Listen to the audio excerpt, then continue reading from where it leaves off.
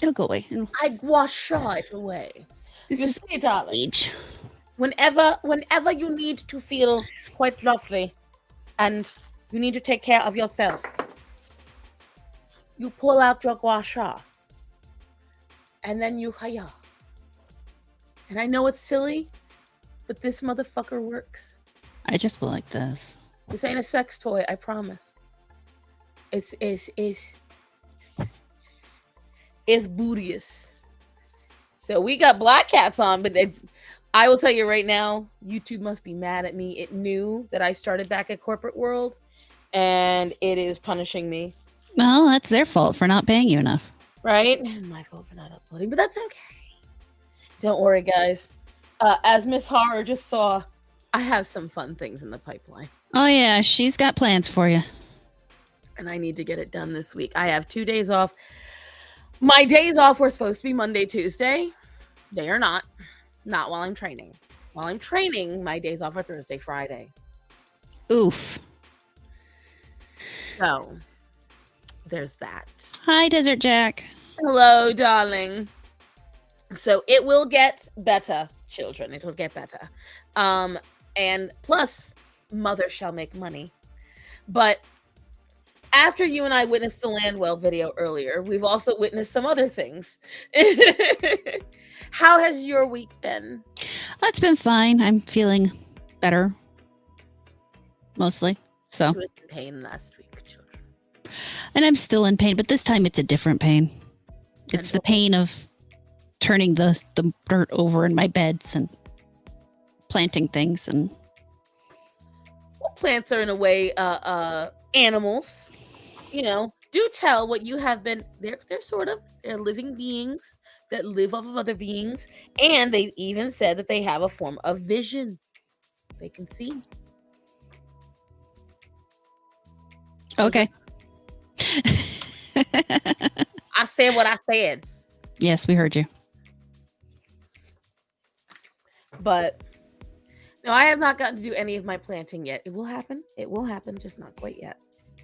Whatchamacalls it though? No, I had to do a lot of running around. When I went to my boss's house to do prep for the festival, I got out of the car, me and Honest Tom, it's like 9 o'clock in the morning, and I open the door and I hear construction work. It's a cacophony. And I'm immediately dive bombed by 5 or 6 cicadas. Big ass cicadas. There's a dead cicada in my car right now. There was one lodged in my door. And that's because it was not construction I was hearing. I've never heard this kind of cicada call, but it was the cacophony of cicadas. It sounded like machine work. It was insane. And when I tell you, like, so when we broke for lunch from the prep work, my boss was like, let's all go sit outside and eat. And I said, the fuck we are. No, number one, it is nearing on the 90s. And there's a militia of insects out there. I do not wish to go. And they were huge. They were like that big. Apparently, I believe these are the 30-year cicadas. And they're going to be like this for the next month. They were everywhere. Literally, you could not go outside. They were getting in the house. They were getting stuck in hair. They were getting stuck in purses. And they're harmless. They're just annoying. Hurt you. They're just big and slightly creepy looking and annoying. Cicadas, unless you have crops, and then they can really piss you off. Right. Well, they can't eat. Locusts can, but cicadas can't eat. They come out only to mate, and then they die. But they can plant their eggs in your crops, depending on the crop.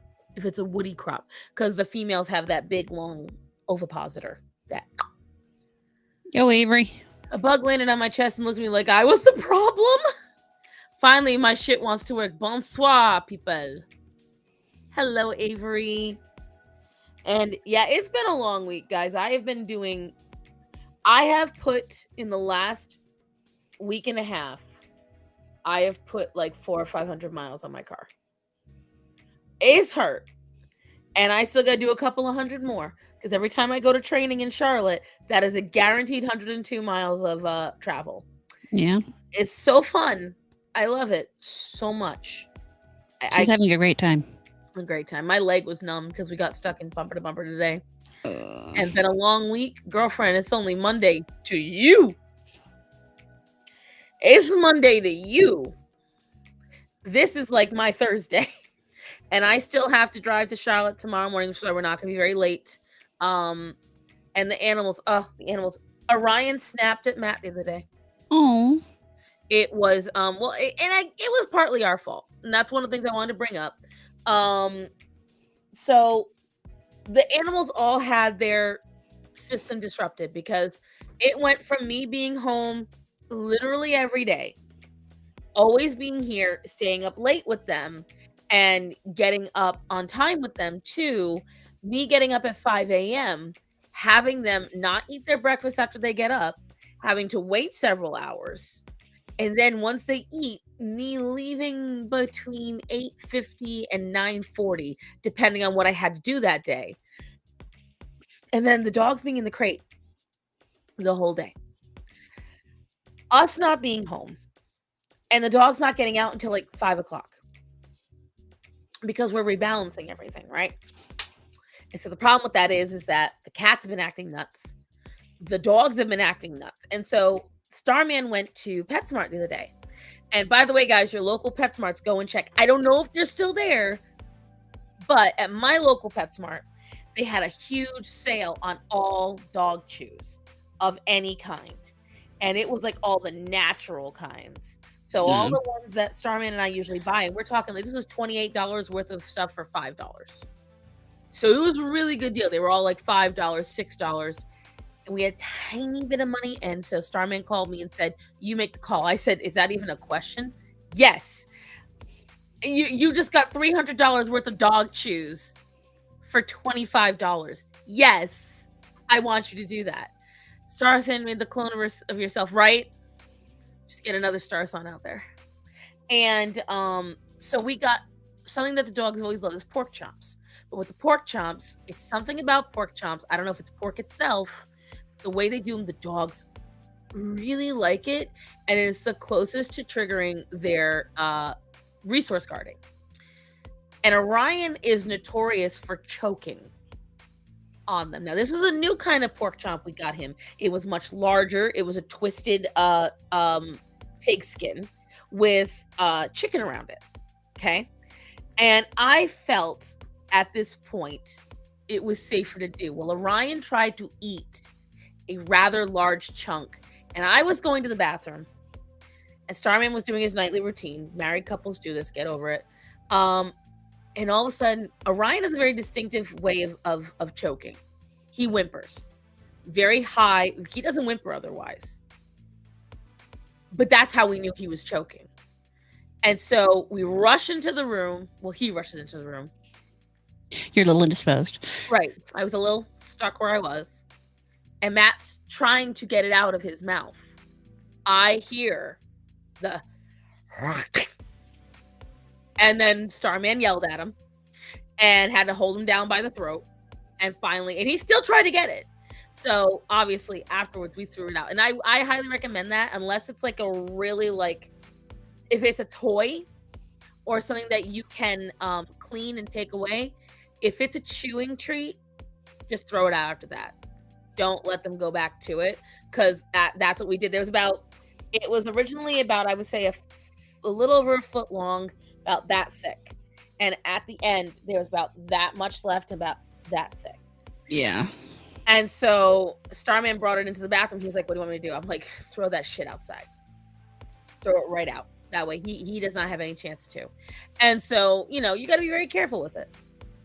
And especially with chews. Some dogs, like mine, don't have too much of a problem when they get small to continue chewing on them. It's when they get... Actually, no, they don't have any of that. Steak. No, I eat all my steak. But Yeah, my dogs don't have that issue, but I believe that's partly because they're smaller and they don't have the same resource guarding issues for the most part. The I only one who has a tendency to choke on things is Sydney, and that's because he grabbed something he's not supposed to have. And see, for me, it's not even because Greta doesn't do it with anything but like the cats when they walk up to her. And it was in hi Toasty. Hey, It was Toasty. more like I think it's because one, Orion is a battery. And this is working class dogs tend to be this way. They will build up that energy more. And he had a very long day where he did not get to get out a lot. Starman had only come home not too long before I came home. And, I wanted to give them that chew to release that stress, and which does help. But that is why it normally doesn't happen. Normally, if he chokes on something that he really wants, yes, he might fight me a little. He might fight me a little bit, but otherwise he will relent. And by fighting, normally what he does is just stamps his teeth. Have you ever bought these freeze-dried rabbits? I have not, but I can't imagine. And I can't imagine they're cheap enough. He's a big boy too. Yes, Drunken Bunny, he is. He's a very big boy, and it's. Oh no! There's a reason. He earns it. He earns it. I love my boy, but out of all the animals in the household, he causes the most fuckery. Aside from Axel. Axel and Orion get Penny slack in my household. Penny doesn't cause fuckery. Penny causes. I wouldn't cause it because Penny doesn't do it to be mischievous. Axel, Orion, they do it because they know they can possibly get away with it when I'm not looking. They're doing it to be a pain in the ass. She does it because she's like, God, I'm gonna die, I got shit everywhere. So it's a different reaction. Because and again, by the way, guys, if you don't know, Penny's been here the whole time. She's on my ass again. And so that's why with Penny, I don't fault her as much as I fault the boys. Because Axel will come up to me, demand I pet him. I give him said pets. He then gets frustrated that I gave him said pets. Immediately jumps off of me and attacks one of the cats. It's pretty fucked up. That's fuckery to me. Orion will get all that attention. I will give him 40 minutes straight of pets. And right now he has been torn to shreds by the mosquitoes. His entire ass end is horrible right now. And we finally got them the flea meds, and we put the mosquito stuff on them. We were spraying the yard, but the damage is already done. It's going to take him a little time to heal up. Yeah. So I take the flat end of a hairbrush, and his favorite thing right now is for me to slap his ass as hard as possible with the flat end of the hairbrush. It looks like abuse. Mm-hmm. Like he's sitting there going, he's in heaven. So I will give him 30 minutes straight of grooming and itchy relief. And then I'll send him on his way. He'll walk off, he'll lay down, and Greta comes over, understandably, wishing for the same treatment. And so what I do for her, because right here, when this all happens, gets very itchy for her. And so what she does is she tries to scrape her eye. Mm-hmm. So what I do is I take the knuckles of my fingers and I run them like this on her face, and she loves it. The moment I start doing this, who gets right back up and doesn't just come over, but starts barking, starts pushing her out of the way, nips at her. Captain Fuckery.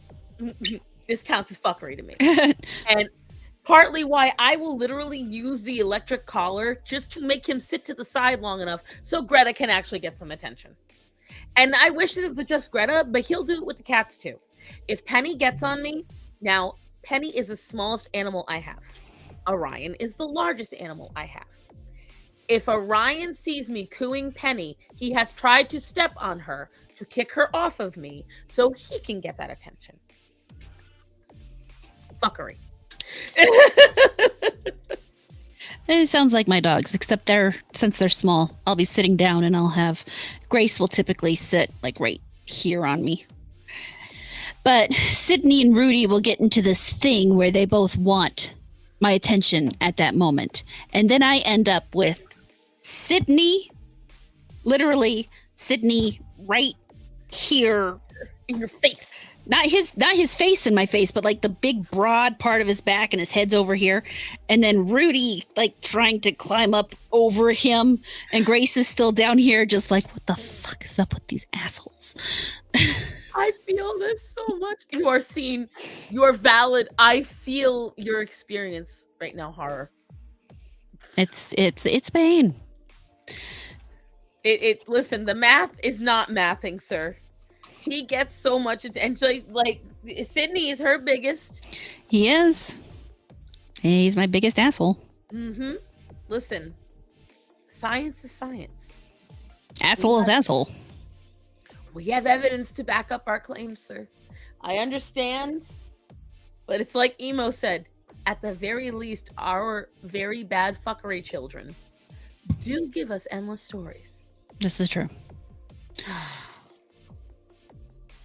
And endless frustrations and sleepless nights and Money, a whole bunch of other things. destroyed shit, endless. It is fortunate that in my house, only little bird is turned loose during the day, and my baby boy gets to roam free during the night.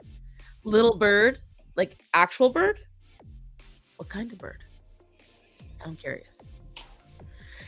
And see, right now, we are getting close. I have set the appointment.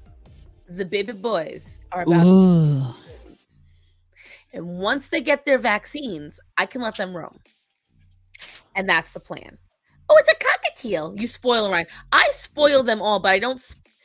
So I will say this.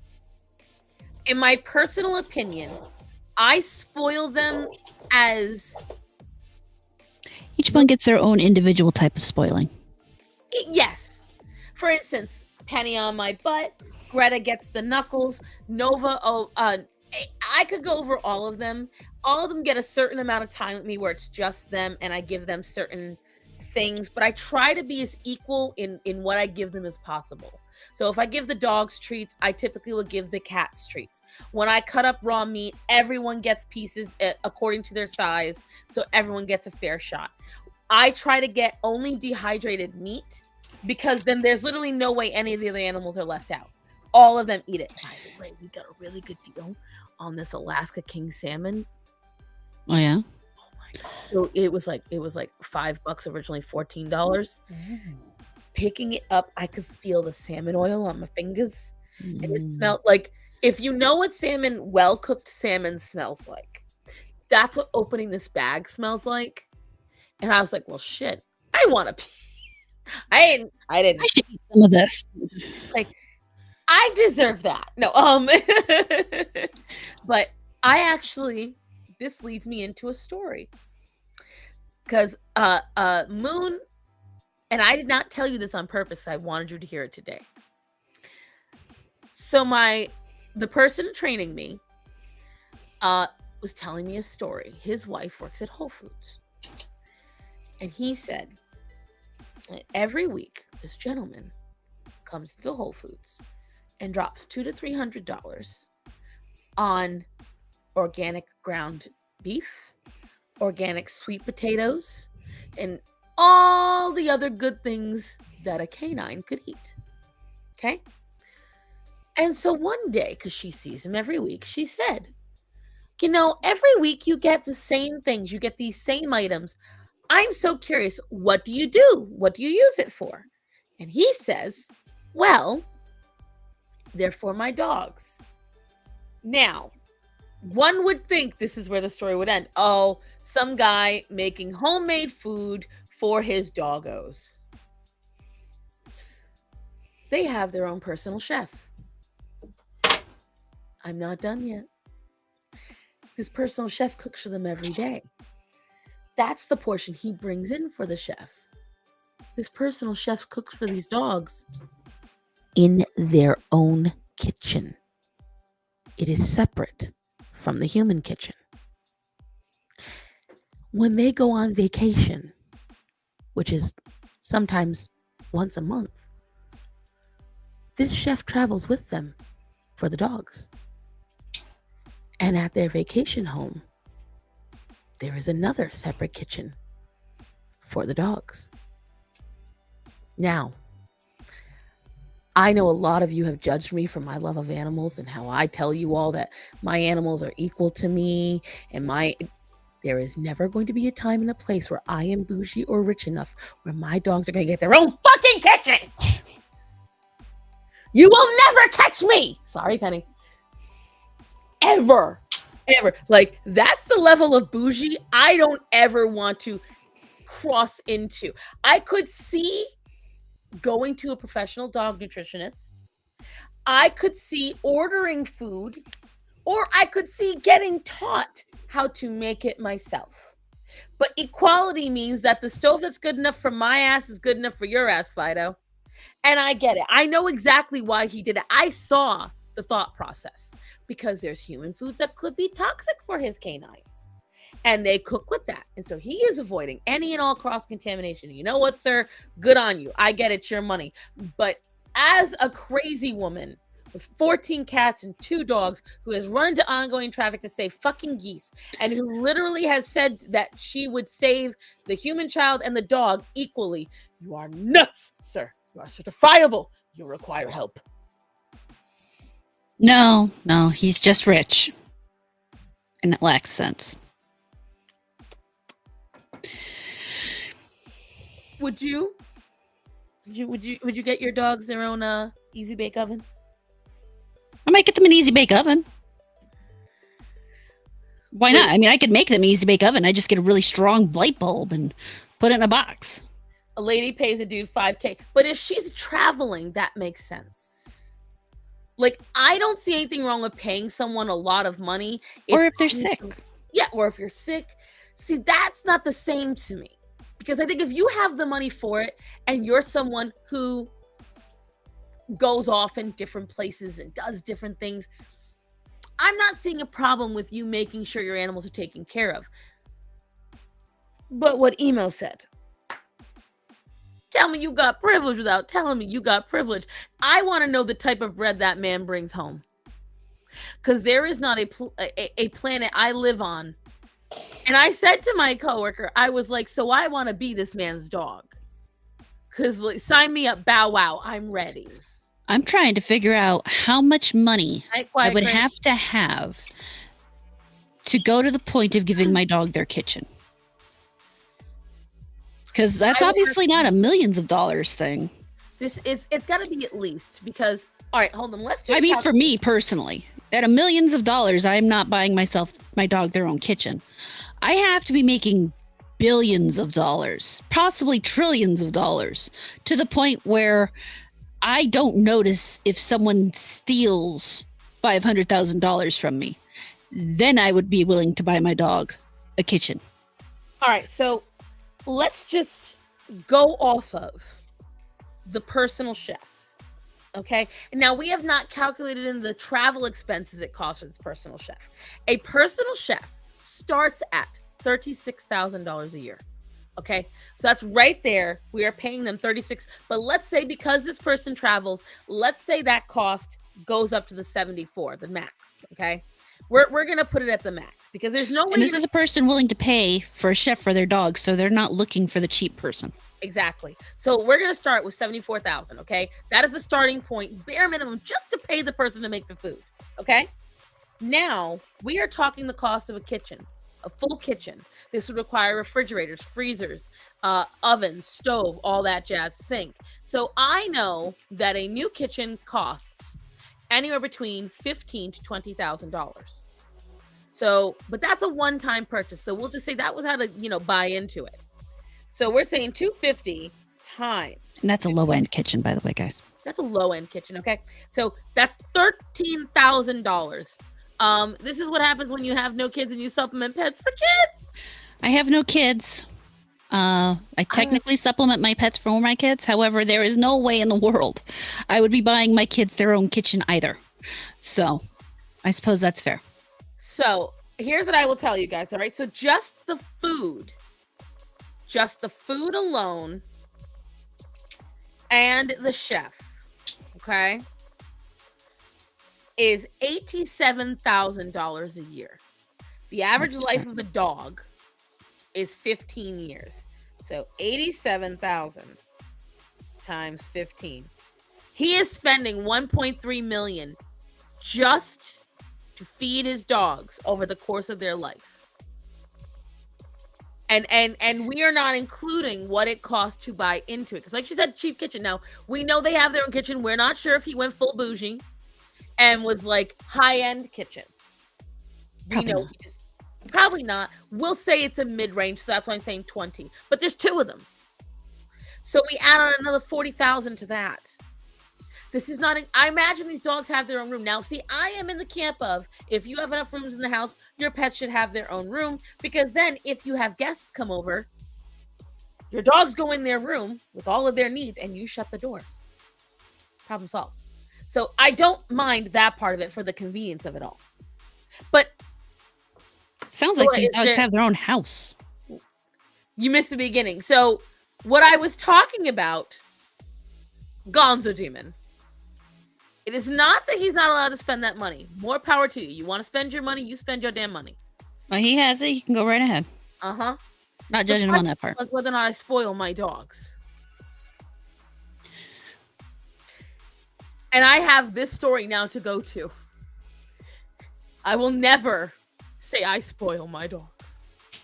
This is basically making ourselves feel better for the stuff we do for our pets because we are not that crazy. We're crazy, but there are actually crazier people out there. Literally crazier people. We're reasonable creatures. We just demand they get good food, the proper treats, and we're trying to calculate just how loaded this man is. I'm telling you right now, if he's blowing 1.3 million over 15 years in the dogs, he's gotta be at least 150 mil. I would say. And have something that actively is because he's vacationing. He's actively going out and he's not paying.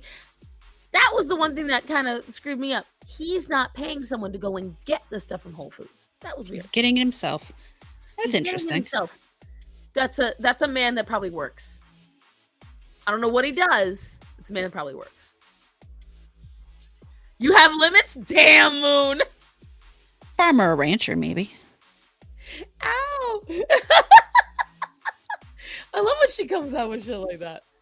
You're crazy with limits. Listen, I believe that I think that if you're going to do something like that, it should be logically conducive to benefiting the animal. That's not logically conducive. Logically conducive would be if you set up a course of some kind for your dog to play in. When you make an entire catio or cat shelf unit above for your animals. That makes sense. The money makes sense because not only is it just that animal, but once you put in that initial cost, if you get more animals down the line, they also benefit from it. What? Pablito. I got hearing people talking about limits. I can only assume we're talking about the bedroom. Safe words are for quitters. That is the exact opposite. Regardless of what he's doing, he's clearly doing it right. Because damn, I know. Hey, as long as they're happy, but Oh, they must be happy. I'm gonna tell you right now. I wouldn't mind being one of his dogs. no. Okay. But I wouldn't mind being one of my pets either. I mean, what do my pets do? They lounge around the house, they eat, they get treats, they get petted, they chase the cats. That's the extent of their lives. They live very happily, and I could deal with that. Now, if I could upgrade that experience to the point where I still have my own personal chef without having to work for it. And for all we know, these could be ranch dogs. These could be really good herding dogs or something that he's pampering the fuck out of. If it wasn't Charlotte, I'd agree. But it would he would have to bypass several other Whole Foods to get to this Whole Foods. I know he's eccentric enough to have a kitchen for his dogs. Thus, I am not thinking that driving to a very specific Whole Foods is beyond the realm of acceptable.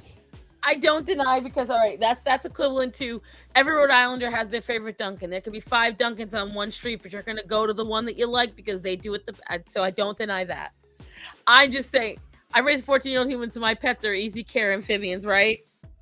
I'm just saying, it was such an insane, it didn't end. It just kept Oh, they got a private chef. Oh, they have their own personal kitchen. They have their own personal kitchen in the vacation home. The private chef travels with them to the vacation home. I'm like, just like, I was just floored. Getting out and picking up your own dog food is healthy behavior. Oh yeah, I agree. Yeah. That's why I was like, he has to be someone that works. That's what really told me he's got to be someone that does some kind of work, because somebody that would be like Paris Hilton dystopian would not. It's not necessarily true. Because there is something to be said for those types of people who then use that as an excuse to go out and see what the plebeians are doing. True. It's like people finding Alec Baldwin at a coffee shop because he went and got his own coffee. Oh, that psychopath. Yeah, that weirdo. But the thing is, if you're going to downtown Charlotte in the rich area to Whole Foods to see the plebeians, then you don't even know what a plebeian is. Yeah. I mean, it literally costs like $100 just to walk in the door these days. And I haven't stepped in a Whole Foods in, I don't know how long. I used to be able to go. Welcome to the hyper rich. They live exactly. And that's what I'm saying, Gonzo Demon, is that what it appears to me is that the man lives definitely in a different world. Definitely in a different world. And you know what? My uncle in Florida, he builds mansions. He builds them. And my dad, when he visited him, got to see some of these. The things these people do, the way they literally transform their house, like we're talking, they press a button and the whole house moves.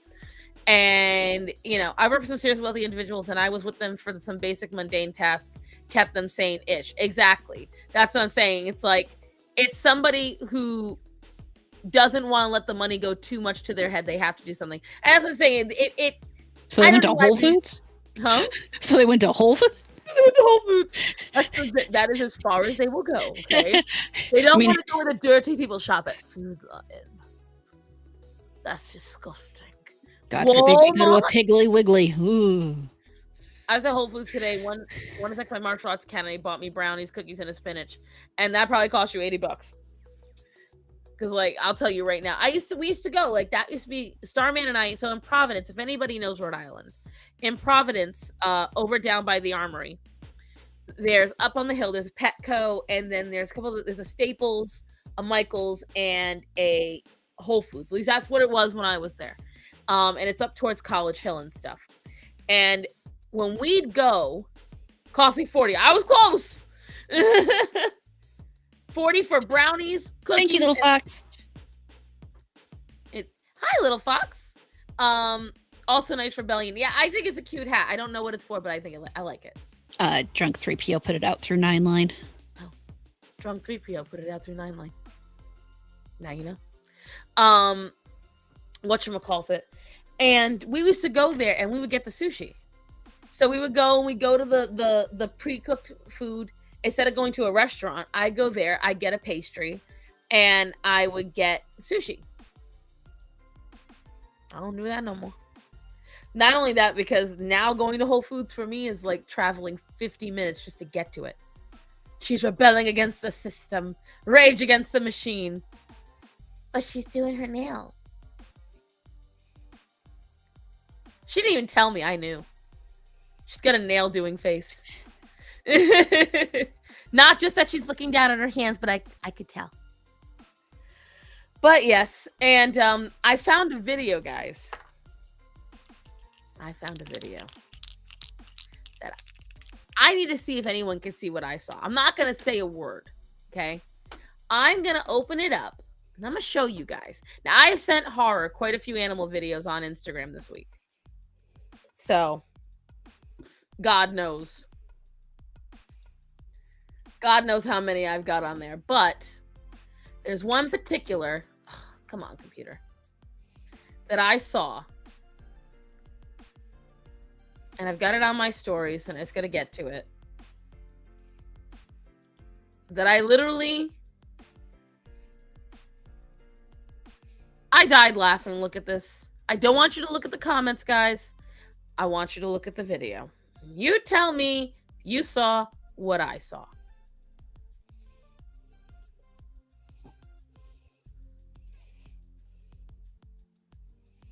I want you to look at that shark. This is a bull shark. Okay, let me see what you see so I know.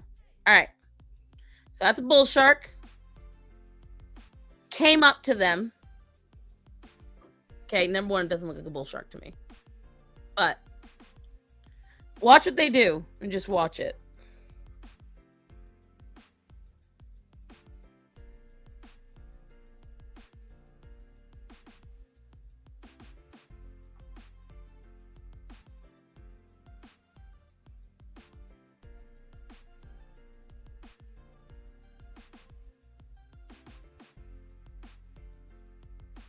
Now, horror. Did you notice anything about that video? Looked like it was faked. Exactly. I'm not sure that thing's alive. I'm not sure it's even a real shark. Yeah. First thing I noticed is that the gills don't move. The shark don't bend. It didn't, like, they were touching it and it didn't move its tail at all. And then when they pulled the hook out, it literally didn't move a centimeter. Yeah, and more to the point, when they pulled the hook out, they didn't, like, there was no blood. Right, and there was no showing of the actual hook out. Notice how they did a jump skip? Well, and there wasn't any, it looked like they just took it out. Like they put it there and then took it out. If that's real, that's white people shit. It never went. You're not wrong. Right? Right. I mean, I will tell you this. I would be the person to go with a plier and pull a hook out of a shark's mouth. I'm that stupid. But if you know anything about a bull shark, I'd be the one standing back there and saying, you really shouldn't do that. Right. Then this is hella bullshit. And the thing is, if you watch, you could see somebody got behind it and pushed this. I think it's a rubber model. I think you're right. Because it doesn't look alive. It doesn't look like a bull shark. I'm going to make sure I'm right on this. Hold on. Let me find out. Because that was the first thing I thought. Penny, we're going to have a little thing here. You're not going to like what I'm doing because I'm moving you.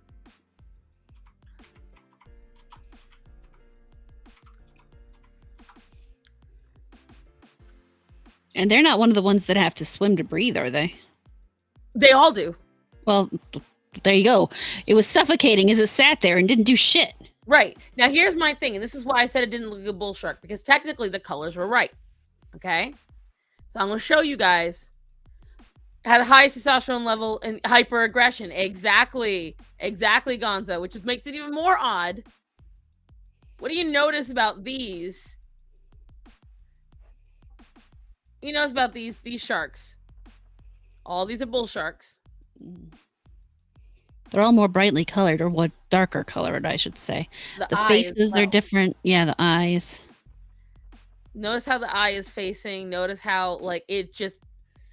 Oh, the eye also looks more real. If you remember from the video, it looked like it was just a painted black dot. Exactly, with a white outline around it. Yeah. And on top of that, if you look at the skin, bull shark skin is not straight color like the way that one was. Mm-hmm. There's modeling. There's shade differences. Because, as Gonzo said, they are not nice sharks.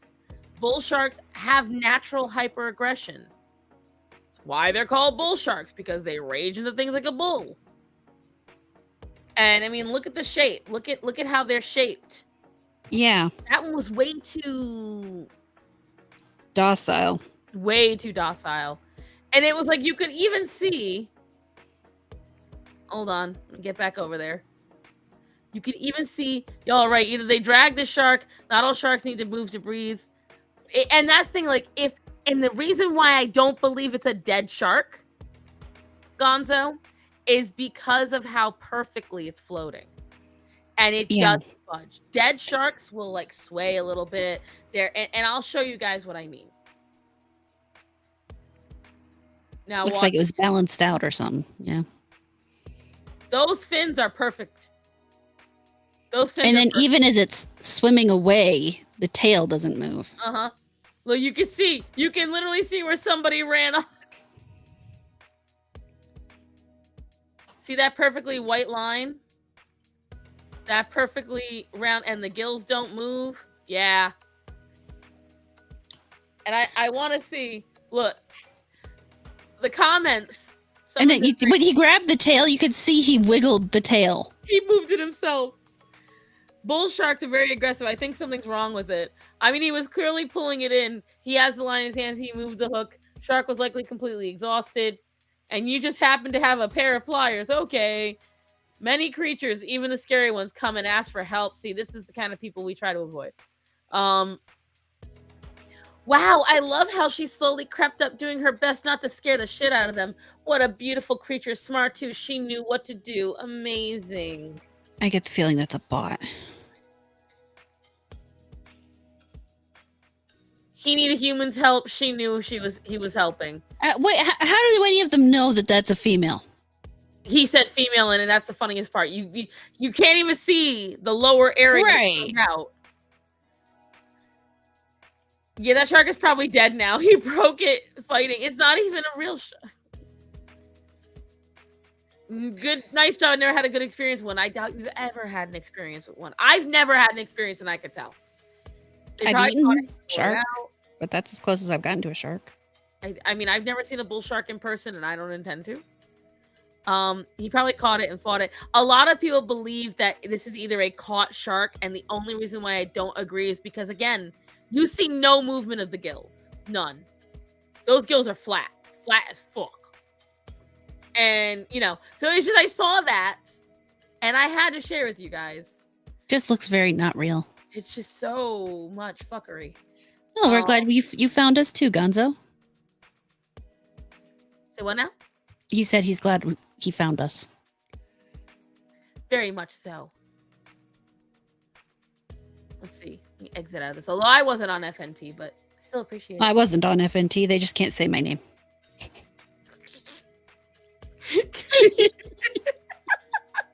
They just don't know how to say it. Someday maybe I'll get to be on FNT and Gary will mispronounce my name in person on the show. Well, I've met him in person. He mispronounces it there too, but the thing is refreshing on me so fast. Oh, I thought you guys would find this one hilarious. Hold on.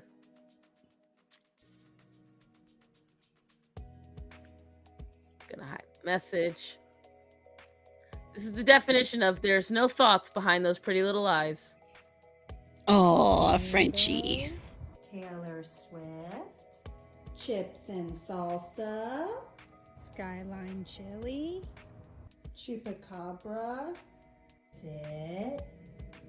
Sunshine. Crocodile. Rainbow. Taylor Swift. Oh, that's a dog. Salsa. Skyline chili. Skyline chili. It's actually a very smart dog. He understands the tone. He understands the tone and realizes that when she uses that tone, if he sits, he's most likely to get a toy or a treat. That is a very smart dog. It's just the way he did it. It's like, there's not a thought back there. It's funny because if you watch him and she says the longer words, right? He's listening. He waits until she does the sit and then he does it. And so she could talk, but it's not until she does the part where he sits. So that is not a dumb dog. No, and that's why I said it's just the way.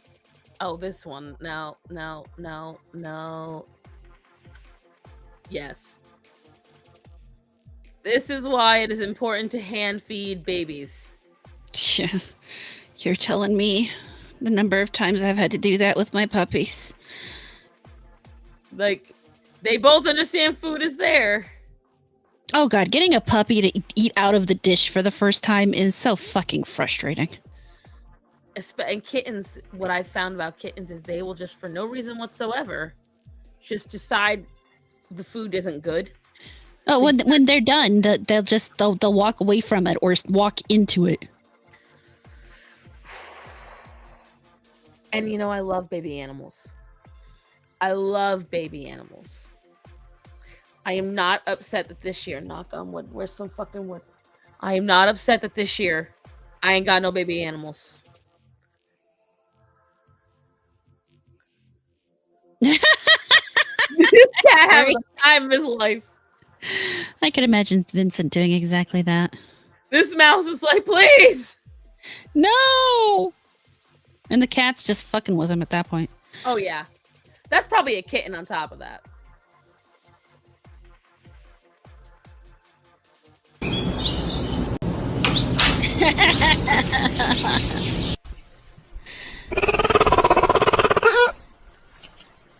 You never see it in this video. I don't know why they say that, because you never see the kitten.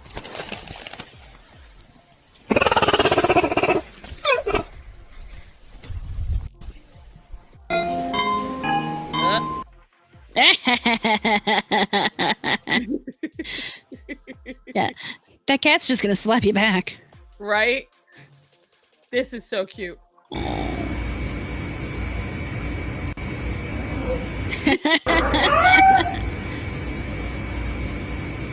is that? This is the first brush in the world. Oh, stop it.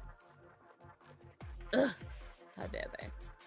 This one is actually real. A real rescue video. Aww. So these were divers near these sperm whales, which, by the way, aren't always thrilled with divers, by the way. Can't imagine why. But It's not like they were hunted to near extinction or something. Right. Well, they're just they're more territorial anyway, because they're more hunters than most whales. But this, that too, but yeah, she actually went up. This is when an animal actually asks for help, because them jaws could easily take out one of those people, and she let them just help her out. So there are real moments. it does happen. It's just a lot of people like to fake that shit.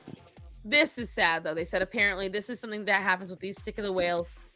Oh, They all, right after this video, purposely beach themselves. really? Yes, they show it afterwards. So they saw them all hauling. See, there it is. So there is a phenomenon.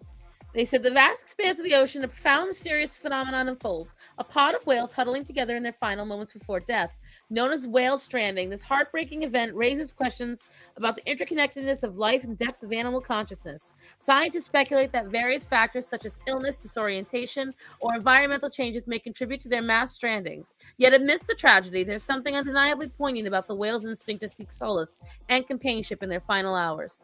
It's a testament to the bonds that unites us all, transcending species and language. As we witness the awe-inspiring creatures coming together in their time of need, we are reminded of the fragility of life and the importance of compassion and empathy towards all living beings. It's a humbling reminder of our shared existence on this planet. And it was, they said they don't know why, but a lot of times this will happen.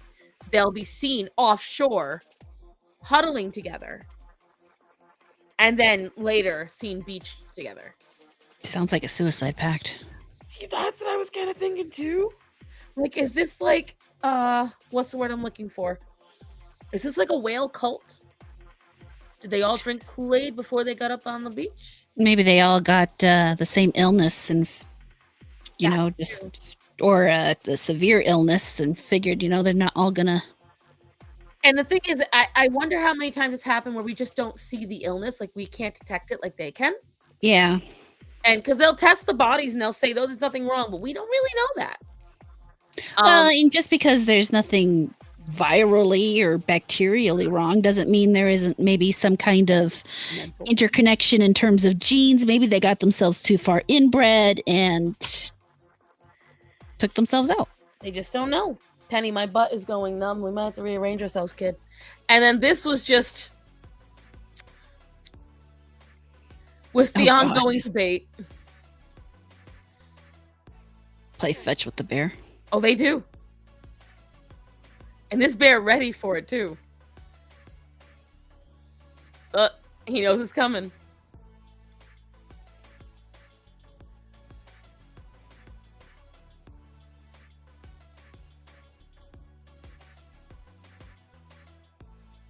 He's waiting.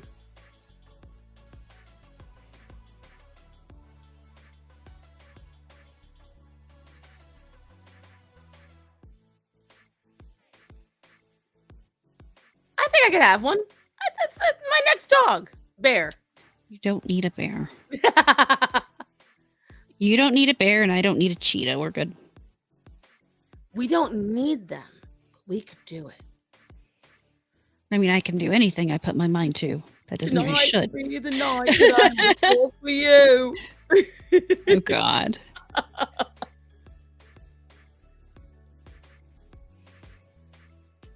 Aw. I love him.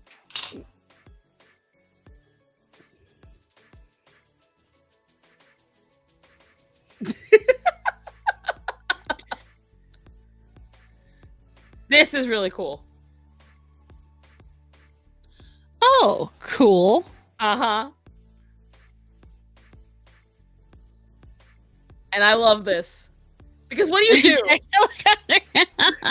What do you do at this point? How do you compete with that? Yeah, well, you get out of the water. Right? That's what he's trying to do. He's like, because I believe in the full video, he chased him all the way up. I'm sure. Yeah, I've done that. You need to hear it.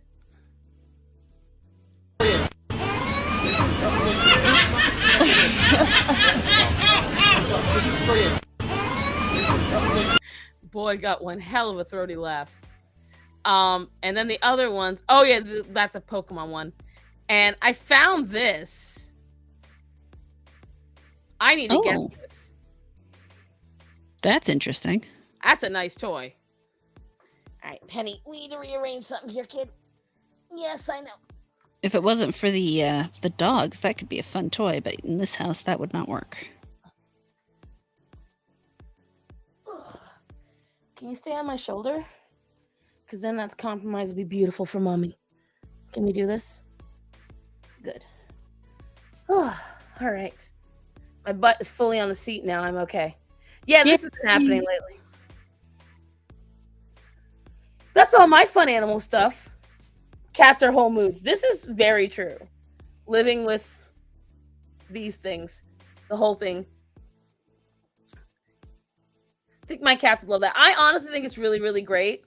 I would very much like to get one, but like you said, the dogs do play a factor. So it'd be something where, and I have actually read a lot about this, where you should not be leaving toys out at all anymore. I don't know how I feel about that. I think you can leave too many toys out. I don't think there's anything wrong with having one or two out, especially like with Sydney. Come down the stairs in the morning. He sees you. First thing he wants to do is he wants to grab a toy and greet you with his toy. And it's cute. It doesn't hurt him. It keeps him from doing other stupid shit. Very so true. there's no harm in it. And also, guys, there was one other thing that happened this week. Uh-oh. So Starman went to PetSmart, as you know.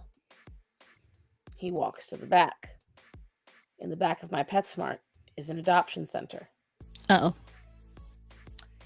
In the adoption center, they have one very large tank full of all these kittens. And he always looks to take pictures for me. And he sees one of the charts. Tuxedo male. Named Zorro. Oh. And I said, how much? I've been informed I cannot adopt the kitten. But the temptation is there, guys. And he is cute. He is so cute. He is, and also, by the way, guys, I mean, starting to get Zorro 2.0 with this one. I didn't like Zorro. I didn't have to hold almost, except support his like butt. Her, she's doing it herself. Yeah, I've tried to get Vincent to do that because when Vincent comes in here and wants attention, he wants me to lay back and he wants to lay all the way down my chest. And it's like, dude, I'm in here because I'm working on shit. I do not have the time to be your personal bed and scratching person. Ask him if that matters. I know, Moon. Starman started crying a little bit when he saw him, and I was like, it's only $100. I was informed we have enough cats. I was like, yeah, I know. Define enough. We own the house now. Who's gonna tell me no besides him? And if you bring him home, what's he gonna do? Well, he was tempted to, but at the other hand, and this is how he convinced me out of it, we don't ever want to play the replacement game. Yeah. And that's the only thing. But when I tell you, Ooh, the want. The want is there. The want is there, but I think the reason why that Zorro has his name is because I am known in the area. I did post Zorro a lot. There's a really good chance that somebody who knew me maybe just saw another tuxedo, remembered they knew a cat named Zorro who was a tuxedo, and happened to. Martok is learning, and when the Ace Ventura looks Spike shoulder swivel happens, she does look. This cat and understand. Listen, cats are very smart. Mm-hmm. Again, Penny is one of those cats that's smart, but lets her fear sometimes take over. For instance, earlier while I was waiting for Horror to come on, Penny doesn't like that I've been gone. So she is especially like neurotic about running up to me and trying to be as close to me as possible so that way she feels safe. Because I'm under no misconception that this is entirely that she loves mommy. No. It is because mother is also protection. She knows that when she sits with me, one, she's warm, and two, the other cats will not fuck with her. I actively keep them off of her, specifically Sinbad, because Sinbad will bully her horribly. He has ripped chunks of fur out of her. Not all of this is self-inflicted alopecia. Some of it has to do with Sinbad chasing her down and roughhousing way too hard, and Hendrix. And sometimes Calliope, and sometimes Luna. It's real fun. Penny is kind of a punching bag in a lot of ways. And that's very typical of animals. The smallest is going to get, Well, and the most mentally not. Well, sadly, she has competition in this house, so it's not even that. Because in terms of neuroticism, we have a whole plethora. Because, we've got Athena. Luna has been going crazy. Luna has tried to randomly run out of the house. She will scream at me. And if I yell at her, now she got attitude. She got teenager attitude. When I yell back at her, she hisses at me. I'm like, bitch. So I double spray her. Because, you ain't hissing in my house. Don't you use that tone like you pay bills. Yep, my cats love to pick on each other. Oh, yeah, and cats do. Anyone that says their cats never, ever get in a tiff or never, ever pick on each other, they're fibbing. It's going to happen. You might not witness it. It might not happen a lot, but it's going to happen. It doesn't happen too often, but the boys occasionally get on each other's case. Right. It's mostly, and you'll always know exactly who's going to cause it. In my household, huh? Vincent. Yeah, black cats. They're assholes. It's usually in my house. It's either Axel, Arya, or one of the boys just roughhousing too much and getting in the way of someone else. That's normally how it goes down in my household. Or she goes running through and the fight or flight takes in on some of the cats. So it does mean that, when you have those kind of situations, you need more levels for them. So that's something that Starman and I keep talking about. We want to invest in more stuff for them. It's a slow process, but we're going to invest in more things for the cats, more places where they can sit up and hide, and feel a little more comfortable. And I will say that that's an overnight change, by the way, guys. I very rarely in animal issues can you see an overnight change. If you have problems with your cats attacking each other, if you have problems with your cats making eye contact and it's on site kind of situation, or even peeing and pooping, one of the best solutions is invest in more high places for your cats to go and hide. Get more cat trees, get cat shelves, and once you do that, it's almost immediate because it is instinctual for them to get to high places and watch. It is instinctual for them to be able to observe everything. That's why cats get stuck in trees. That's why you see cats climbing buildings. That's why you see cats up on balconies. There's a reason why, because naturally it makes them feel more secure. Excuse me. I don't know why a lot of people don't understand that guy. There's that guy, Layla, the guy that has the kitten, Layla. Mm-hmm. I hear a lot of misconceptions about cats. And a lot of people that just sit there and say, oh, youth, toss, whatever. But it is what it is. So what you think, you're going to get 5 more cats too? No, not right now. There's not enough room in this house for everybody. I've got Child. one more dog that will probably be eventually becoming a member of the family, and that's assuming Grace throws a girl. And other than that, So are we saying there's a dog that's pregnant right now? No. The way you made that sound is like there's a dog on the way. no, she won't go into heat until August. Oh, good. No, we got through the last one just fine. We were safe. There was a little bit of concern, but apparently nothing happened. So we were good to go. Good, safe, that's hard. Oh, God, I'm so tired. Let me tell you something. Sitting in hour traffic is not fun. I don't like it. I will say August will be a lot easier because that time I'm just going to let nature take its course. And the only thing I have to worry about is the fact that Rudy is going to be peeing on things again. Which I know. And she doesn't just look small, she is small. She's only 6 pounds. Penny is an itty bitty little creature. If you guys want to look back just to get an idea, this is the same shoulder that Zora would lay on. Go and look at videos of me with Zora on my shoulder in comparison to this. It's night and day. Zora was, even at his thinnest, Zora was still 9 pounds. At his healthiest, Zora weighed 12 pounds.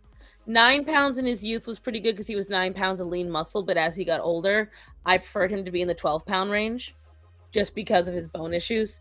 Out of the blue and totally left field question, do they make protection for animals? This is No. a good question. I've looked it up. No, they don't. Yes, it's There also are a good. few prototype ideas out there, but realistically, no. The closest you get to protection in a dog is putting your female in a diaper and putting your male in a belly band. And that's basically how I get through the period is they go back and forth. Grace gets put in diapers, Rudy gets put in belly bands, and when I am going to bed, they both get put in the kennel. So I actually will disagree with you on this, Esteban. While I don't disagree to a full extent, you really should pay attention when your animals are roughhousing or fighting, because while we see it as, well, they're still friends. Animals don't make up the way humans make up. Once they see that other animal as a threat, it's very hard for them to go back to not seeing them as a threat. Case in point, Penny and Sinbad. Penny, I've got videos and photos of her sitting on this desk right here, cuddling with Sinbad. Penny sees him even step up to her now, she growls. Because there's not, every time he walks up there, he's not looking for a fight or to roughhouse. It's only when she starts running. But that doesn't matter to Penny. She now fully sees him all the time as a threat. With dogs, you know, we've touched on it before here. All it takes is one negative, experience at a dog park for your dog to completely change. And so, like, girlfriends fighting over a dude, got it. Sort of. Because the thing is, then your dog learns something very basic that you can't really kill out of them too easily, because they're still a dog, and deep in their instincts is pack mentality. Deep in their instinct is their place in the pack, and they got taught in that one instance when they were in a pack where they stood and how they have to get out of it. And no matter how much you train them, at the end of the day, you are a human, they are a dog. They're going to go back to their dog ways before they go to their human ways. And so and I wrongly had the same idea, Esteban, for quite a long time. Quite a long time. I was like, they're dogs. They know what they're doing. I'm going to let them. Several experts, if you see it getting too much, you have to step in, because your two dogs can go from being loving, friendly, happy dogs together to trying to kill each other all the time. It doesn't take much. And cats as well. Now, she's the dog lady, I'm the cat lady. And I imagine she's experienced this quite a few times. So, the bitch I had before Grace. I love being able to say that. I was literally about to say it. She does that for technical terms, but she loves it. I do. But so the bitch I had before Grace, she was a good dog. She just wasn't, she did not have the temperament to be in a multi-dog household. Right. She's a type of dog that it's very uptight, neurotic, and she also made an absolutely terrible mother. I mean, she'd feed the puppies, but she didn't have a lot more to do with them. She wouldn't play with them. She wouldn't, do the normal teaching stuff. And so after she had her first litter and we came to that conclusion, we had her fixed. Unfortunately, over the course of having that first litter, she got into a fight with one of the other dogs in the house. Now, I panicked because she'd literally just had the puppies the day before. Mm-hmm. And I reached down between them and got bit because I was panicking. I'm like, shit, she's in a vulnerable state. I don't want her getting hurt. And it doesn't help that the dog that she was fighting with was probably 3 or 4 times her size. She was maybe 6 pounds. The dog she was fighting with was 20, 25 pounds. So there's that to top it off. Now, the dog she was fighting with is a total pushover and probably wouldn't have hurt her. But still, and from that time on, it kind of got worse. You really had to watch for what she was going to do with that. And that's part of what led to her eventual rehoming, was because, she wasn't happy here. I could either get rid of the other 4 dogs or I could get rid of her. Right. And for her, that it was just the better way to go. Found her a very nice family. Another one is, so I'm generally very against people having a large dog and a small dog in the same home. And when I say large versus small, I'm talking about a Yorkshire Terrier versus a Great Dane. German Shepherd. And I have a very good reason for this. I had a Yorkshire Terrier and a German Shepherd. And for years and years and years, they got along fine. There was no problems. Then I came home to visit my mother and I brought my dogs with me. And my brother had a mid-sized dog, a Shiba Inu. Sasha, the German Shepherd, had never played with a dog more her size before. And so she was able to be much rougher with him. And because of that, one day Mom was coming home. She came up the stairs and Sasha, in her excitement, jumped at Karana, the Yorkshire Terrier, and picked her up in her mouth and bit her quite hard. We ended up at the emergency vet. The dog ended up with various tubes in her. I learned a lot about taking care of dog wounds and drains. The part where I am the terrible person in this whole situation is we kept them both. And while we thought we took the steps necessary, it happened again. And once again, we went through nursing her back to health. She came out fine. And then one day, I'm upstairs asleep, and my mom's getting out of bed. And it happens right there in my mom's bedroom. And that time, she didn't survive. That time, we got a call from the vet saying that her heart had just been turned into hamburger. And he tried. You have to remember, guys, that,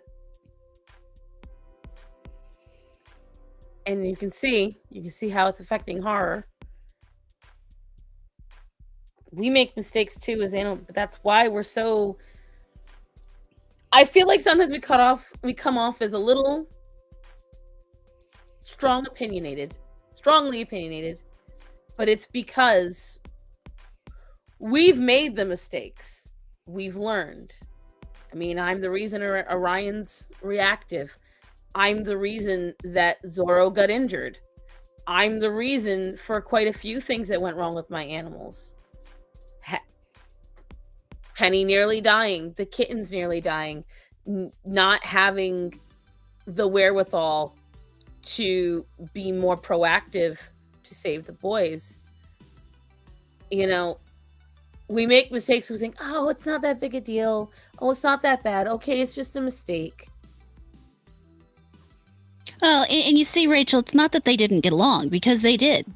They got love along great. They were, I mean, until Sasha lost her ability to judge how hard she was being, they got along fine. Sasha would roll over on her back and would hold Karana over her face. And I mean, it was funny and cute. And it's not something that you can necessarily predict. It's very it can be very iffy. I don't necessarily fault anybody for having a large dog and a small dog in their home.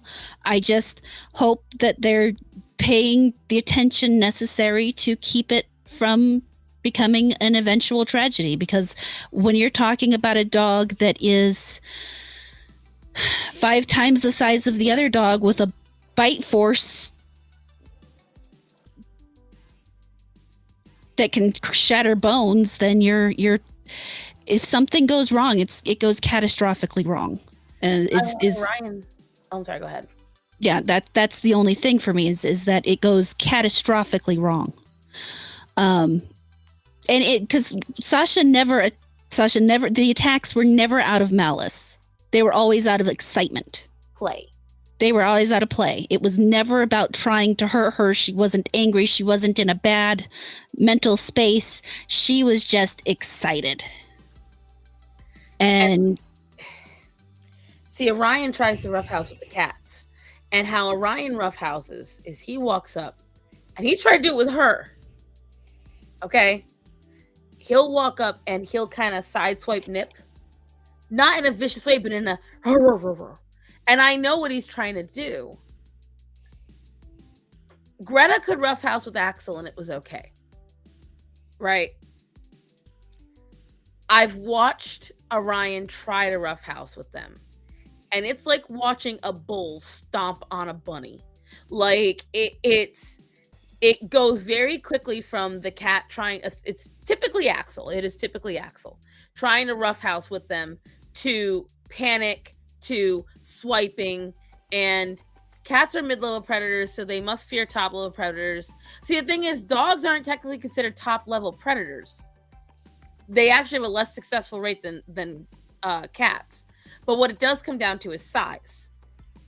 And that's where dogs do usually get the upper hand, because as soon as they corner the cat in the right situation, if there's more than one dog, they typically, that's how coyotes usually successfully take out cats.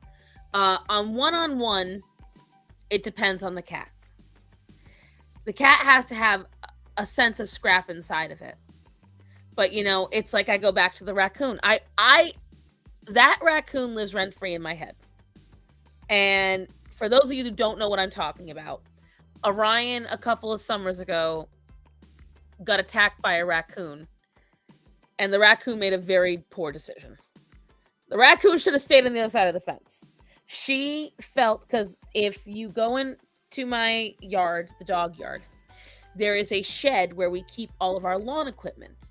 And at the time, when I first moved in here, the original owner of this house had left gobs of trash in there, just gobs of it. And so I really didn't have the time or want to go through those piles of trash. Because again, I live out where the banjos play and where venomous snakes live. And it was a prime area for snakes to hide in. So I did not want to have anything to do with it. And then finally one day we decided we were done with it, and we did pull it apart. But before that could happen, Orion loved to go and smell that area. And this is honestly what inspired us to get rid of all this stuff. Orion would go and he would smell the cabin area. And we always knew there was at least a cat or a raccoon or a possum living up in that trash. And it became a nightly thing. And we used to have cameras in the back of it where we could watch him. And the first thing he would do every night is run to that wall and sniff along it. Now, when I looked back on the camera that night, the raccoon had been inside the yard. She had crawled up, walked up the fence, and gone into the shed. Okay? Somehow, she ended up back in our yard. And the only thing I can feasibly say is that she must have attacked Orion. She must have felt threatened and felt he could hurt her or her baby. Orion came out of that with a couple of scratches here and scratches on his chest. The raccoon, on the other hand, was pudding. Matt had to take a stick and smack him over the head because when it's not funny, but it's kind of funny. It's funny.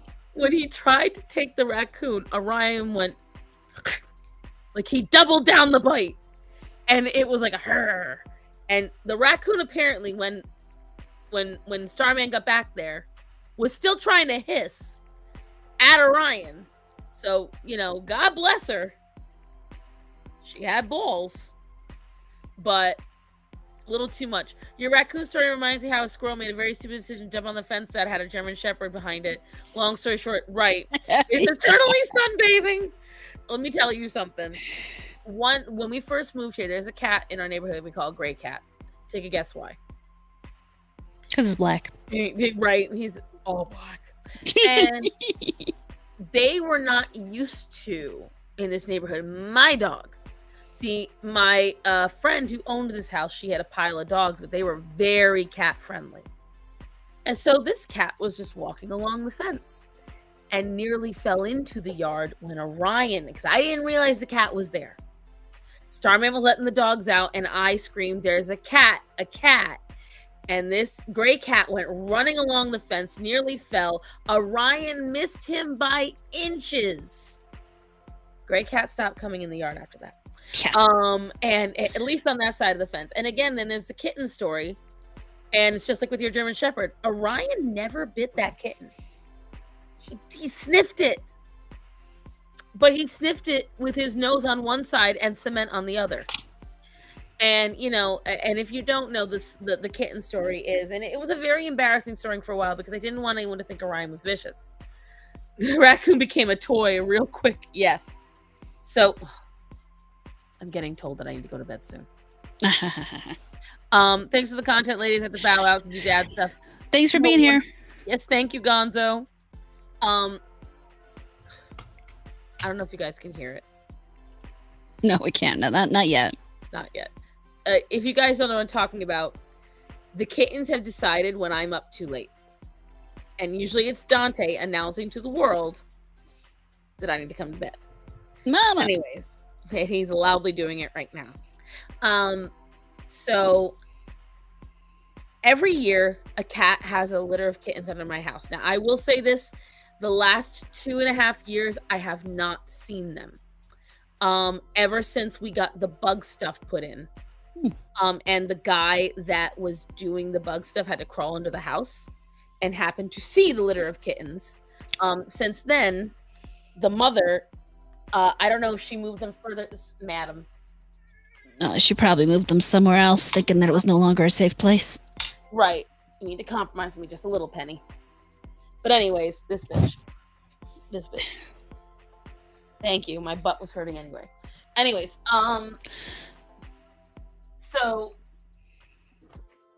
every year she would bring these kittens out onto the porch, and Orion had a habit of sitting by the fence and staring down for these kittens. And I mean staring down, like he would, just like with the raccoon, he would watch along the line of the fence, huff and puff, huff and puff. And there was a gap in my fence enough where I could fit up to here on my arm. And I've got a pretty wide forearm. I could fit my arm straight through it, which means Orion could fit his muzzle through it. And what I kept thinking is he's a strong enough dog with enough force, he could probably rip the fence off. And I really didn't want to do that because he could scrape his face along the brick, all that stuff. Yep. So I kept saying to myself, I should fill in that gap. Foreshadowing.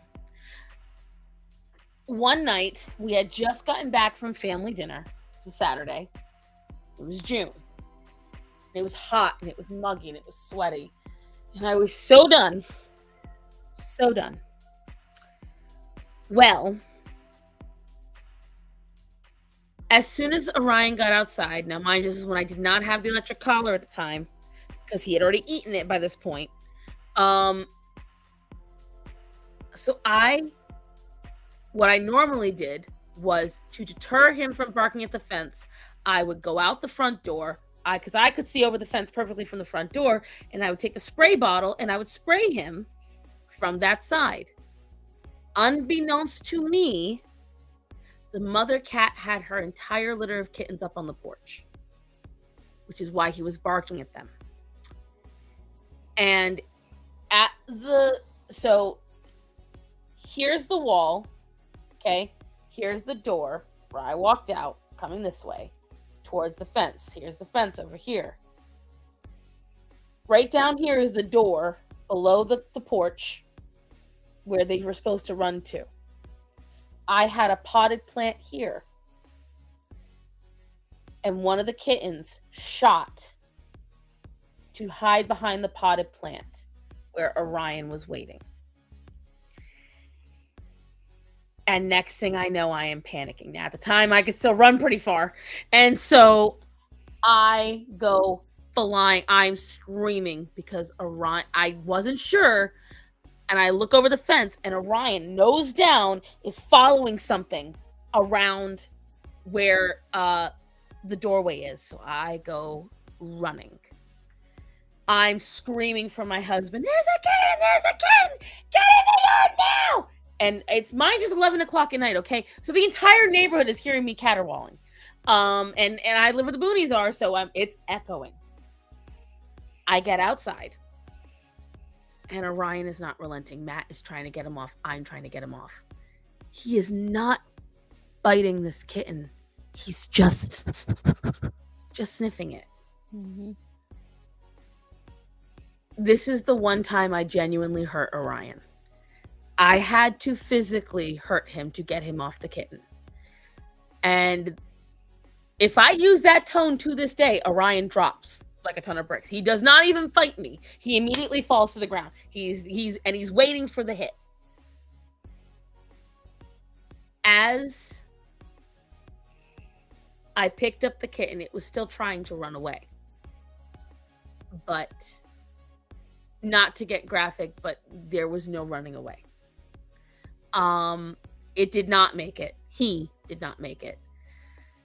And I, ever since then, have been very careful about what gets in the yard. And again, Orion did nothing but sniff this kitten. He just aggressively sniffed it. There was no bite wounds. There was no, you traumatized. I did. Oh, 100. Sometimes you have to. And you know, like she said, and I know that there's a lot of times where there's going to be many people like, you could have done otherwise. In that situation, no. And Orion is very much a dog that he is not a stupid dog. Orion waits for the opportunity to do what he wants to do. He'll say, she let that pass. I only got yelled at. I'm going to do it again. She let it pass again. I only got yelled at. I'm gonna do it again. And he would do it over. He used to try to bite Penny's tail off all the time. It was not until I got the electric collar and he really had, the first time, that he really felt consequences for his actions. That's when Orion's behavior changed. Y'all have these dog horror stories, but I'm thinking my dog passed a little over a year ago, and that was the biggest doormat of all pushovers. And the thing is, Greta's a pushover. The only time Greta has shown any aggression was towards people that she thought were going to hurt me. And that was literally, you know, when I was having a severe panic attack or when I was trapped and surrounded by a bunch of guys with baseball bats and metal bars. That was the only time Greta's shown aggression. Otherwise, she's been fantastic. But the problem with it is, and this is what a lot of folks understand, this is why I'm very, very, very, very, very descriptive about him, is when you have a working class dog,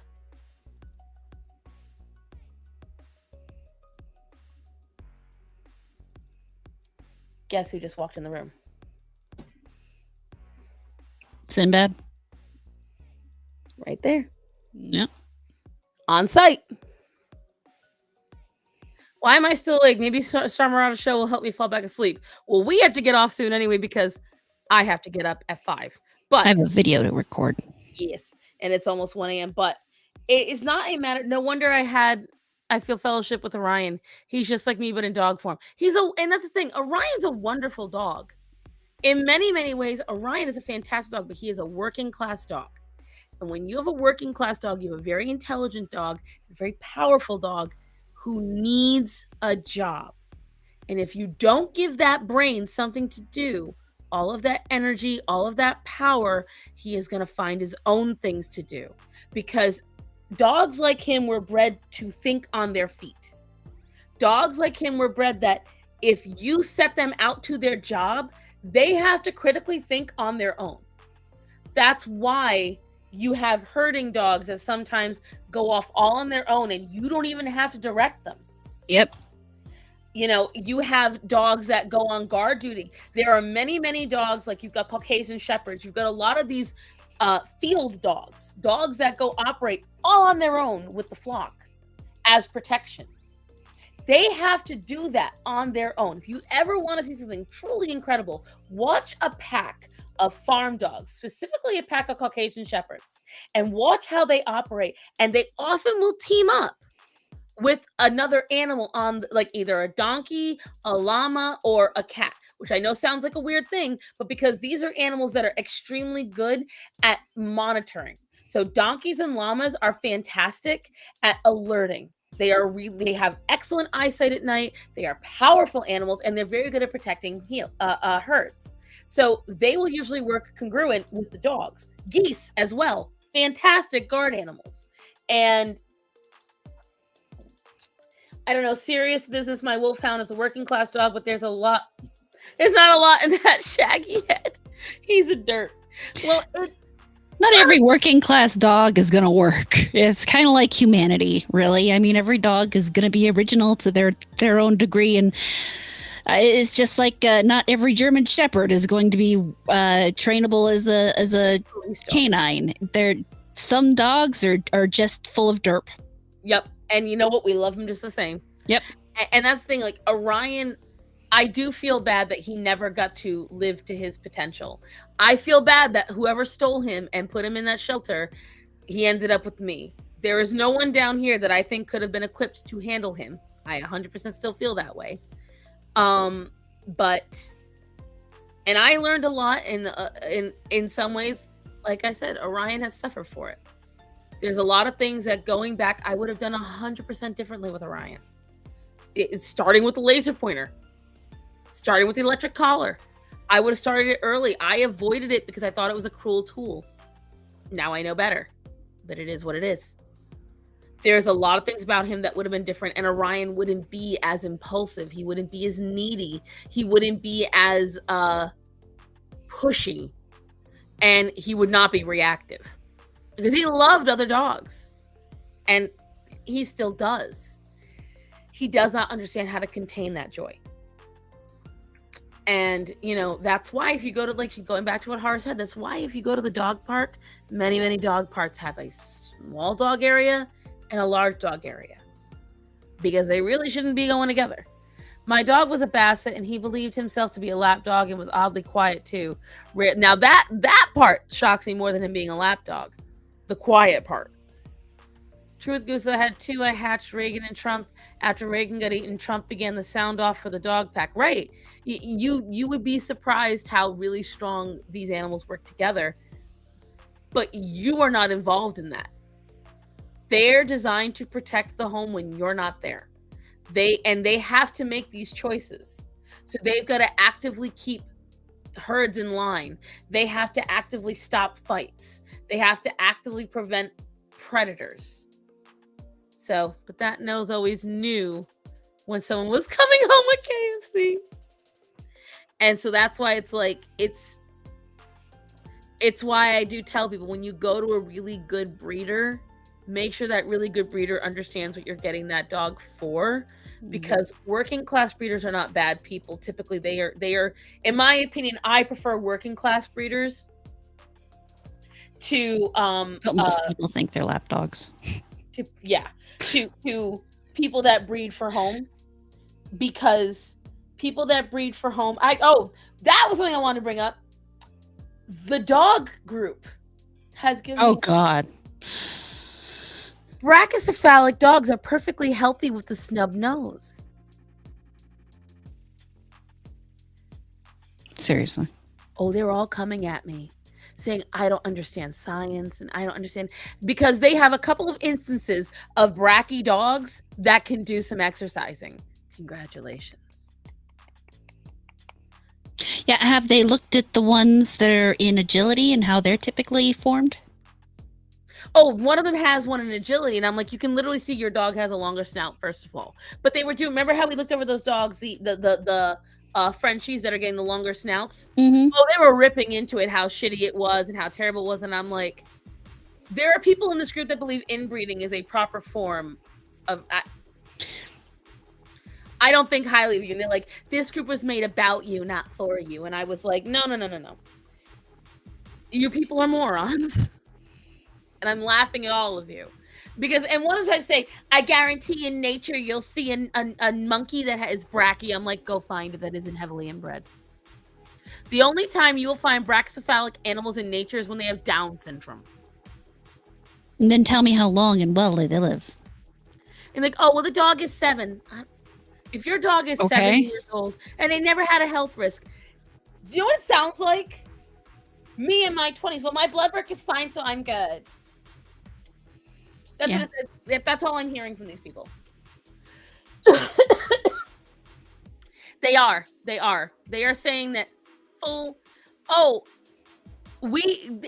they are literally, there's a whole group that they have been tagging dedicated to telling people how wrong they all are about brachycephalic dogs and how scientifically good it is. And I'm like,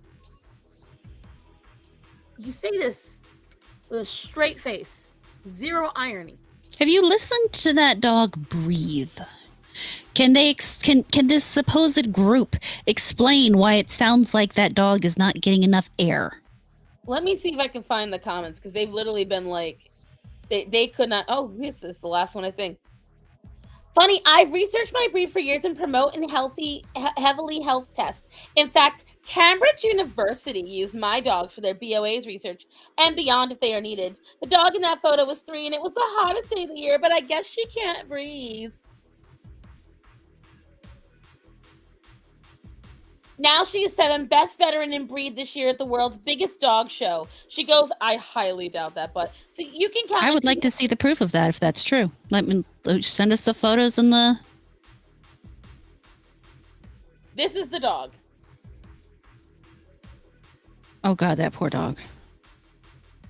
Its nose is behind its mouth. JHC clear, BVA clear.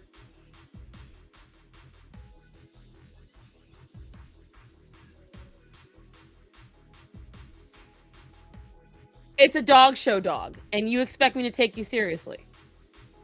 I think very little of dog show dogs. Dog show dogs. She goes to Crufts.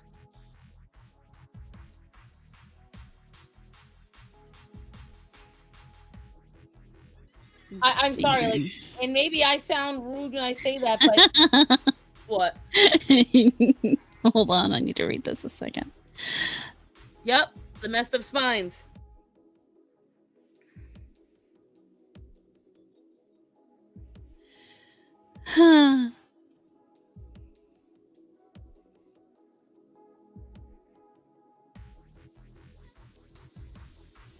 What would they think about a post from Westminster? See, I don't see them going to that. Hold on, I'll put it in your.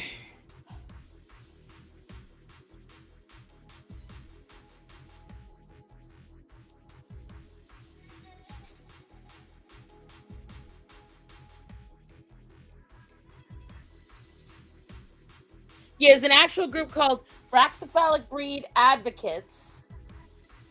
Okay. With an exclamation point. A group of brachycephalic enthusiasts and allies to come together and celebrate these breeds. Our team encourages others to join, ask questions, and learn. We aim to provide educational discussion and debate. Responsible breeding is central to our group, and we advocate strongly for breed-recommended health testing, advising breeders to test extensively.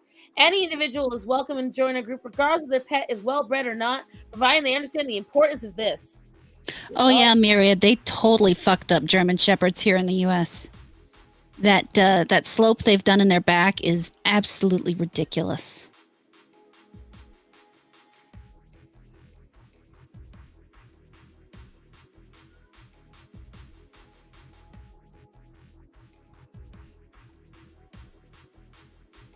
And then someone tried to gotcha me saying, does that include Rotties and Staffies? Yes. Yes. If the dog is bracky, yes.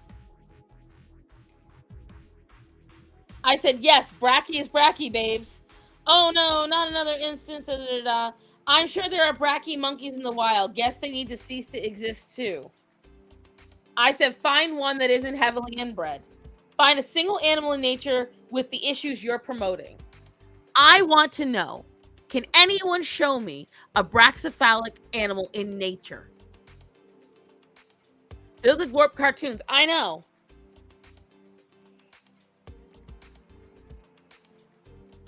And so I wanted to bring that one up to you guys because a lot of people who think they are experts will let certain things slide if that's what they like. So always double your research and don't always believe about reviews from universities, because remember, a lot of universities and studies said the vaccine was okay. Right. What's suddenly getting recalled? For the same problems that we all said it would. The same people that said a certain horse tranquilizer that was terrible are now admitting to have been on it for years, treating the very thing they claimed it wouldn't treat. So that's what I got to say about experts. A lot of them these days got their degree from Google. But I digress. Well, horror, it is now 1:06 and I need to get to bed because I got to be a good girl. So why don't you take us out, love? You will probably find me tomorrow night playing, what is that game? Party Animals on Brahma Bull's channel. And then you won't see me again until Saturday, where I think, be playing some Neverwinter Nights with some friends. And then on Sunday, I don't know what I'll be doing. There's a 50-50 chance I'll stream.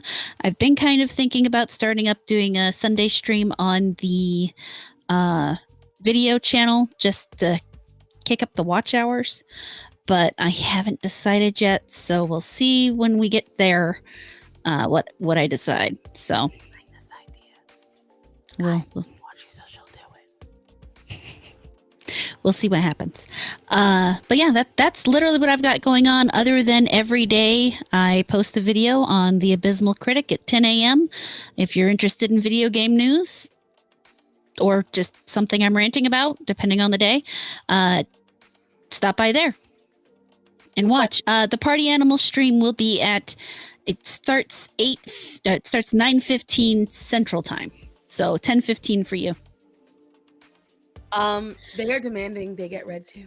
I know. I've got to work on my schedule because trying to get the video channel set to where I want it has caused me to stop doing the reading streams because the reading exhausts my voice, and then I either have to record first. What are you? I'm looking at a true stripe now. I'm listening to you, but I was like, you do. It's a true stripe now. But I will be bringing back the Lovecraft reading. I just don't know when yet. Well, I promise to dedicate time Thursday and Friday because I feel I've got some pretty good videos in the pipeline right now, where I've worked with some other people. By the way, Big T, if you're still in this chat, I am waiting for you to send something to me, sir. Otherwise, You will see me at some point tomorrow, guys. I don't know when, because the problem is I have to be in Charlotte and I have to work till 5. So I don't know what time I'm streaming tomorrow. It all depends. I will do my best to try to do it before too late at night. So to any of my followers that are watching this tonight, tomorrow, before, you will not see me at noon. You will not. And I am certainly not going to live stream at work through my phone, because that's just asking for an accident or a problem.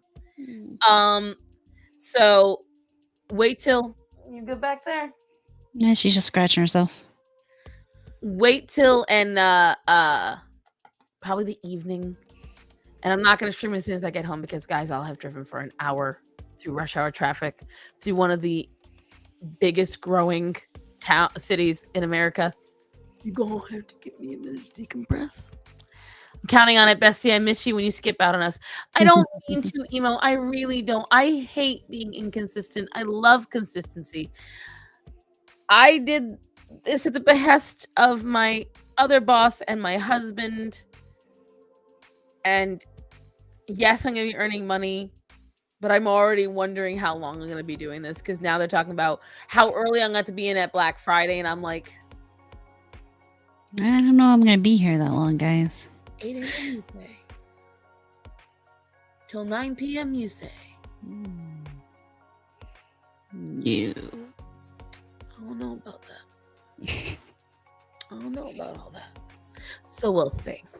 We will see. My hope is that during this time, I can get very consistent with the videos, which then I can get consistent revenue from YouTube. But that's a story for another time. Either way, guys, a video should be coming out this week. I literally have like 3 that are half edited. I feel like so failure when I do that. But I love you all. I want you guys to remember to get your animals appropriately vaccinated and spayed and neutered. Remember to tell the people that are important to you that you love them and to be safe. So, Horror, Yes. I love you. I love you too. Be safe. You too. We love you all. You guys all have a wonderful night.